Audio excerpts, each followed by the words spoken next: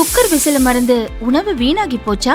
இனி அந்த கவலையே வேண்டாம். வழங்குகிறோம் உலகின் முதல் விசில் கவுண்டர் குக்கர், புதிய அல்ட்ரா குரோனோ. அல்ட்ரா என்றால் ஆரோக்கியம். வணக்கம். செய்தி சுருக்கம். கரூர் செல்கிறார் முதல்வர் விஜய். 32 பேருக்கு அரசு பணி ஆணை. கரூரில் கடந்த ஆண்டு செப்டம்பர் 7ஆம் தேதி தாவேகா கூட்ட நெரிசலில் சிக்கி 41 பேர் இறந்தனர். அதற்கு பிறகு முதல் முறையாக முதல்வர் விஜய் இன்று கரூர் செல்கிறார். அங்கு வெண்ணெய்மலை அருகே 5000 பேர் பங்கேற்கும் மக்கள் சந்திப்பு கூட்டத்தில் உரையாற்ற உள்ளார். தொடர்ந்து கரூர் கலெக்டர் அலுவலகம் செல்லும் வழியில் ரோட் ஷோ நடத்த ஏற்பாடுகள் செய்யப்பட்டுள்ளன. பின் கலெக்டர் அலுவலகத்தில் பயனாளிகளுக்கு நலத்திட்ட உதவிகள் வழங்கும் விழா, அதிகாரிகளுடனான ஆய்வுக் கூட்டத்தில் பங்கேற்க உள்ளார். மணவாசி ஊராட்சியில் 1700 கோடி ரூபாயில் காலணி உற்பத்தி செய்யும் நிறுவனத்திற்கு அடிக்கல் நாட்டுகிறார். இந்த தொழிற்சாலையால் 13000 பேருக்கு வேலைவாய்ப்பு கிடைக்கும் என தெரிவிக்கப்பட்டுள்ளது. தொடர்ந்து கரூர் கூட்ட நெரிசலில் சிக்கி இறந்தவர்களின் குடும்பங்களைச் சேர்ந்த 32 பேருக்கு கருணை அடிப்படையில் அரசு பணி நியமன ஆணைகளை வழங்க உள்ளார். திருச்சி கிழக்கில் களமிறங்கும் தாவேகாவின் மாஸ்டர் மைண்ட். தற்போதைய அரசியலில் தேர்தல் வியூக வகுப்பாளர்கள் தவிர்க்க முடியாத சக்தியாகியுள்ளனர். பீகாரைச் சேர்ந்த பிரசாந்த் கிஷோர், கர்நாடகாவைச் சேர்ந்த சுனில் போன்ற தேர்தல் வியூக வகுப்பாளர்கள் வரிசையில் தமிழக அரசியலில் கவனத்தை ஈர்த்தவர் ஜான் ஆரோக்கியசாமி. தாவேகாவின் அரசியல் வியூக வகுப்பாளரான இவர் திருச்சி பாலக்கரை பகுதியைச் சேர்ந்தவர். MBA பட்டதாரியான ஜான் ஆரோக்கியசாமி பல முன்னணி நிறுவனங்களின் தயாரிப்புகளை பிரபலப்படுத்தும் பணியில் இருந்தவர். கடந்த தேர்தலில் தாவேகாவின் தேர்தல் வியூக பொறுப்பாளராக இருந்து அக்கட்சியின் விஸ்வரூப வெற்றிக்கு வழிவகுத்தார். தாவேக தலைவர் விஜய் முதல்வராகிவிட்டதால் தன்னுடன் நீண்ட காலமாக பயணித்தோருக்கும் விசுவாசிகளுக்கும் பதவி பொறுப்புகளை வழங்கி கௌரவப்படுத்தி வருகிறார். அந்த வகையில் சட்டசபை தேர்தல் வியூக வகுப்பாளராக முக்கிய பங்காற்றி தாவேக ஆட்சியை பிடிக்க மூளையாக செயல்பட்டவர் ஜான் ஆரோக்கியசாமி. இவரை திருச்சி கிழக்கு தொகுதி இடைத்தேர்தலில் வேட்பாளராக களமிறக்க முதல்வர் விஜய் முடிவு செய்துள்ளதாக கூறப்படுகிறது. அப்படி அவர் போட்டியிடும் பட்சத்தில் தேர்தல் களம் அவருக்கு கை கொடுக்குமா என்பதை பொறுத்திருந்துதான் பார்க்க வேண்டும். அண்ணாமலைக்கு பதவி கேட்ட ஐடி விங் மீது பாய்ந்த பழனிசாமி. சென்னையில் உள்ள அதிமுக தலைமை அலுவலகத்தில் தருமபுரி, கிருஷ்ணகிரி மாவட்ட அதிமுக நிர்வாகிகளுடன் பழனிசாமி ஆலோசனை நடத்தினார். கூட்ட நிகழ்வு குறித்து கட்சி நிர்வாகிகள் கூறியதாவது: பிற மாவட்டங்களை விட வட மாவட்டங்களில்தான் அதிமுக அதிக இடங்களை கைப்பற்றியது. இதற்கு பாமக கூட்டணி முக்கிய காரணம். எனினும் சமூக வலைதளங்களில் திமுக தாவேக பிரச்சாரம் செய்த அளவுக்கு அதிமுக ஐடி விங் செயல்படவில்லை. அதனால்தான் நம்மால் முழுமையான வெற்றியை பெற முடியவில்லை என நிர்வாகிகள் தெரிவித்தனர். அப்போது குறுக்கிட்ட பழனிசாமி பேசியதாவது: புதிய கட்சிகளின் டிஜிட்டல் வேகத்திற்கு இணையாக அதிமுக ஐடி பிரிவினர் செயல்படவில்லை, AI தொழில்நுட்பங்களை பயன்படுத்தவில்லை. தேர்தல் பிரச்சாரத்தின் போது இணையதள பிரச்சாரம் செய்ய தவறிவிட்டது. ஐடி பிரிவு மட்டுமல்ல, எல்லா சார்பு அணிகளும் சரியாக செயல்படவில்லை. இந்த அணிகளுக்கு சரியான ஆட்களை நியமனம் செய்யும்படி தேர்தலுக்கு முன்பே கூறியிருந்தேன். மாவட்ட நிர்வாகிகள்தான் சார்பு அணிகளுக்கு நிர்வாகிகளை நியமித்தனர். அவர்கள் சரியாக வேலை செய்யவில்லை என்றால் யார் காரணம்? நீங்கள் சரியான ஆட்களை நியமித்திருந்தால் எல்லா அணிகளும் செயல்பட்டிருக்கும். ஐடி அணியில்தான் என் மகன் மிதுன் பணியாற்றினார். எனவே நீங்கள் செய்த தவறை சரி செய்யுங்கள். ஐடி அணிக்கு இனிமேலாவது AI உள்ளிட்ட புதிய தொழில்நுட்பங்கள் தெரிந்தவர்களை நியமியுங்கள். இவ்வாறு பழனிசாமி பேசியதாக கட்சி நிர்வாகிகள் தெரிவித்தனர்.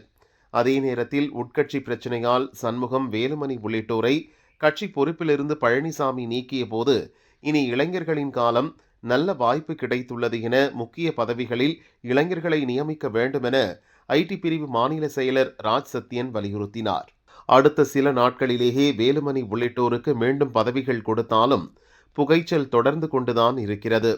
தன் மீதான குறையை மறைக்க கட்சியின் ஒட்டுமொத்த அணிகளையும் பழனிசாமி குறை கூறி வருகிறார் என ஐடி பிரிவு தரப்பில் பதிலுக்கு குற்றம் சாட்டப்படுகிறது. மேலும் அதிமுக பொதுச் செயலர் பழனிசாமிக்கு பிறகு கட்சியை வழிநடத்த அண்ணாமலையை கட்சிக்கு கொண்டு வர இப்போதே முயற்சிக்க வேண்டுமென்றும் ஐடி பிரிவு இளைஞர்கள் வலியுறுத்தினர். இதனால் சூடான பழனிசாமி ஐடி பிரிவு குறித்து விமர்சித்துள்ளார் என்றும் கூறப்படுகிறது. இதனிடையே நேற்றைய கூட்டத்தில் அரூர் MLA சம்பத்குமார், பாப்பிரெட்டிப்பட்டி மரகதம் வெற்றிவேல், பர்கூர் கோவிந்தராசன் ஆகியோர் பங்கேற்றனர். ஆனால் ஒசூர் MLA பாலகிருஷ்ண ரெட்டி, பாலக்கோடு MLA அன்பழகன் பங்கேற்கவில்லை. அதே நேரத்தில் ஒசூரில் அமைச்சர் ராஜீவ் பங்கேற்ற நிகழ்ச்சியில் பாலகிருஷ்ண ரெட்டி கலந்து கொண்டார். சட்டசபை தேர்தலுக்கு பின் தனக்கு எதிராக அதிருப்தி அணியை உருவாக்கி செயல்பட்ட மாவட்ட செயலர்களின் பதவியை பழனிசாமி பறித்திருந்தார். மீண்டும் அந்த பொறுப்பு வழங்கப்படாத விரக்தியில் எம்எல்ஏக்கள் ஆலோசனைக் கூட்டத்தை புறக்கணித்து வருகின்றனர்.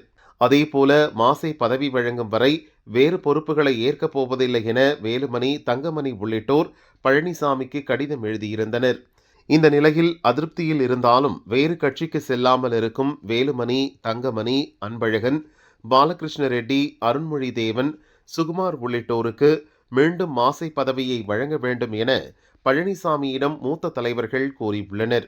எனவே அவர்களுக்கு பழைய பதவிகளை வழங்குவது பற்றி பழனிசாமி ஆலோசித்து வருவதாக சொல்லப்படுகிறது. இது புதிதாக மாசை பதவியை பெற்றவர்களை அதிர வைத்துள்ளது. கொச்சி தனுஷ்கோடி சாலையில் போக்குவரத்துக்கு மீண்டும் அனுமதி. கொச்சி தனுஷ்கோடி தேசிய நெடுஞ்சாலையில் மூணாறு கொச்சி இடையே சாலை அகலப்படுத்தும் பணி நடக்கிறது. இந்த பணிகளுக்காக பழைய மூணாறு CSI சர்ச் அருகே மண் எடுக்கப்பட்ட இடத்தில் விரிசல் ஏற்பட்டது. அங்கு நிலச்சரிவு அபாயம் ஏற்பட்டதால் மூணாறிலிருந்து பழைய மூணாறு செல்லும் சாலையில் ஜூலை 4 முதல் போக்குவரத்து நிறுத்தப்பட்டது. வாகனங்கள் புறவழிச்சாலை வழியாக திருப்பி விடப்பட்டன. அங்கு கடந்த 3 நாட்களாக நிலச்சரிவை தடுப்பதற்கான பணிகள் மேற்கொள்ளப்பட்டன. அந்த பணிகள் நிறைவடைந்ததால் நேற்று மாலை முதல் அந்த வழியாக வாகனங்கள் செல்ல அனுமதிக்கப்பட்டன. தமிழகத்தில் 60 பள்ளிகளில் மாணவர்களே இல்லை. மத்திய கல்வித்துறை அறிக்கை. மத்திய கல்வித்துறை 2025-26 கல்வியாண்டிற்கான அறிக்கையை சமீபத்தில் வெளியிட்டது. அதில் தமிழகத்தில் 60 பள்ளிகளில் மாணவர்களே இல்லை என்கிற அதிர்ச்சி தகவல் வெளிவந்துள்ளது. மாணவர்களே இல்லாத 40 பள்ளிகளில் ஆசிரியர்கள் பணியாற்றுகின்றனர். 3957 பள்ளிகள் ஒற்றை ஆசிரியர் பள்ளிகளாக இயங்கி வருகின்றன. ஒற்றை ஆசிரியர் பள்ளிகளில் 82,718 மாணவ மாணவியர் படிக்கின்றனர். தமிழகத்தில் 57,566 பள்ளிகளில் 3,496 பள்ளிகளில் மட்டுமே சூரிய ஒளி மின்சார வசதி ஏற்படுத்தப்பட்டுள்ளது. மொத்தமுள்ள 37,539 அரசு பள்ளிகளில் 27,634 பள்ளிகளில் மட்டும் சிறப்பு கவனம் தேவைப்படும் குழந்தைகளுக்கான கழிப்பறை வசதிகள் உள்ளன என அறிக்கையில் தெரிவிக்கப்பட்டுள்ளது. வீடியோ மூலம் கோரிக்கை நிறைவேற்றி கொடுத்த CM விஜய். தஞ்சை பாபநாசம் அருகே உள்ள உமையாள்புரம் பகுதியைச் சேர்ந்த மரம் ஏறும் தொழிலாளி சசிகுமார். இவர் தென்னை மரம் ஏறும்போது கீழே விழுந்ததில் உடல்நிலை பாதிக்கப்பட்டு பணி செய்ய முடியாமல் இருந்துள்ளார். நிரந்தர வீடு இல்லாததால் ஓலை குடிசையில் தார்பாய் போட்டு குடும்பத்துடன் தங்கி வந்துள்ளார். இவரது மகன் சாணக்கியன் குடும்ப நிலைமையை கூறி தேர்தலுக்கு முன் முதல்வர் விஜய்க்கு கோரிக்கை வீடியோ ஒன்றை வெளியிட்டார். வாழ்வாதாரம் இன்றியுள்ளோம், வீடு வழங்க வேண்டும் என இவர் பேசிய வீடியோ சமூக வலைதளத்தில் வைரலானது. கோரிக்கையை ஏற்று முதல்வர் விஜய் வீடு வழங்க இப்போது உத்தரவிட்டார். வீட்டு வசதித்துறை அமைச்சர் ராஜ்குமார் இன்று தஞ்சை பிள்ளையார்பட்டியில் உள்ள அரசு அடுக்குமாடி குடியிருப்பில் அவருக்கான வீடு ஒதுக்கி ஆணையினை வழங்கினார்.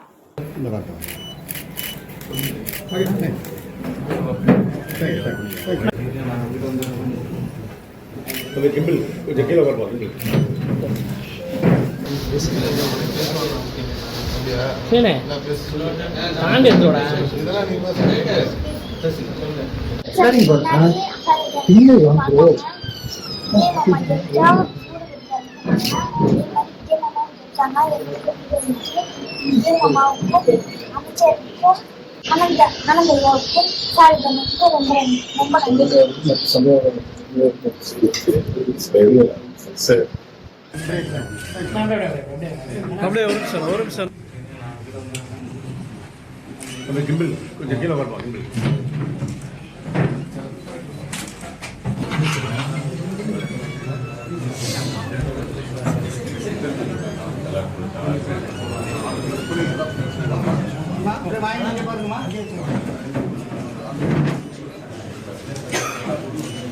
உள்ள